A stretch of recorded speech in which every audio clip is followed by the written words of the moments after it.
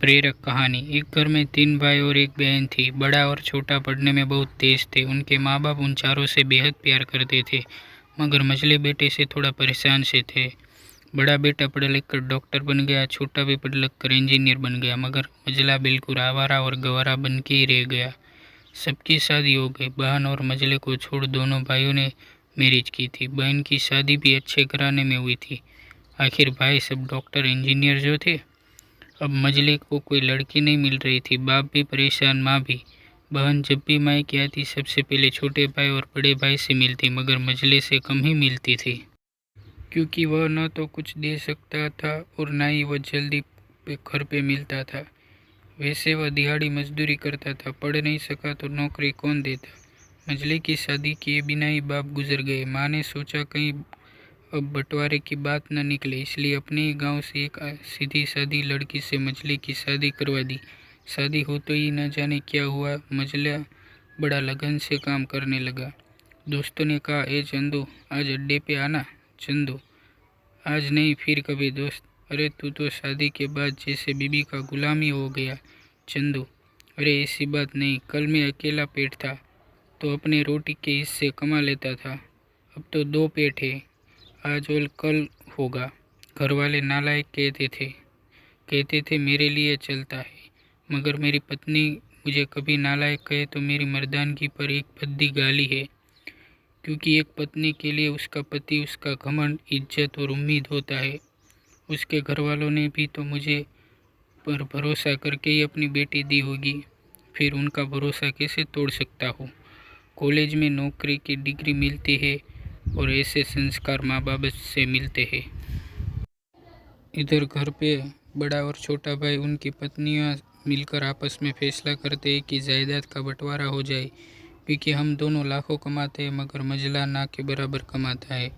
ऐसा नहीं होगा। माँ के लाख मना करने पर भी बंटवारे की तारीख तय होती है। बहन भी आ जाती है, मगर चंदू है कि काम पे निकलने के लिए बाहर जाता है। उसके दोनों भाई उसको पकड़कर भीतर लाकर बोलते हैं कि आज तो रुक जा, बंटवारा कर ही लेते हैं। वकील कहता है ऐसा नहीं होता, साइन करना पड़ता है। चंदू, तुम लोग बंटवारा करो, मेरे हिस्से में जो देना है दे देना, मैं शाम को आकर अपना बड़ा सा अंगूठा चिपका दूंगा पेपर पर। बहन, अरे बेवकूफ़, तू गवार का गवार ही रहेगा। तेरी किस्मत अच्छी है कि तू इतने अच्छे भाई और भैया मिले। माँ, अरे चंदू, आज रुक जा। बंटवारे में कुल 10 बीघा ज़मीन में दोनों भाई 5-5 रख लेते हैं और चंदू को पुश्तैनी घर छोड़ देते हैं। तभी चंदू जोर से चिल्लाता है, अरे फिर हमारी छुटकी का हिस्सा कौन सा। दोनों भाई हंस कर बोलते हैं, अरे मूर्ख, बंटवारा भाइयों में होता है और बहनों के हिस्से में सिर्फ उसका मायका ही है।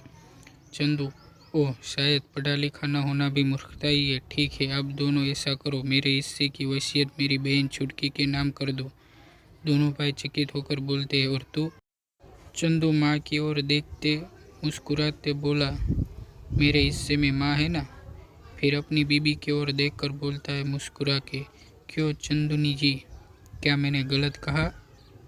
चंदुनी अपनी सास से लिपट कर कहती है, इससे बड़ी वसीयत क्या होगी मेरे लिए कि मुझे माँ जैसी सासू मिली और बाप जैसे ख्याल रखने वाला पति।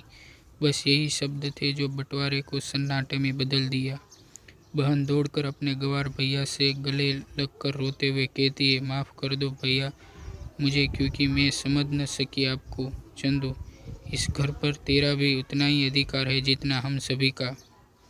बहुओं को जलाने की हिम्मत किसी में नहीं, मगर फिर भी जलाई जाती है, क्योंकि शादी के बाद हर भाई बाप उसे पराया समझने लगते हैं।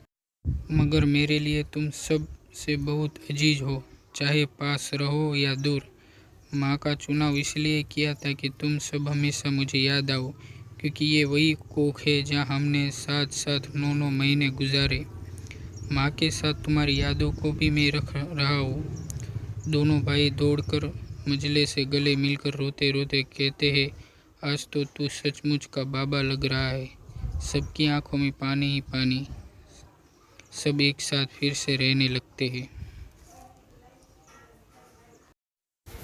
खुश रहिए और मुस्कुराते रहिए।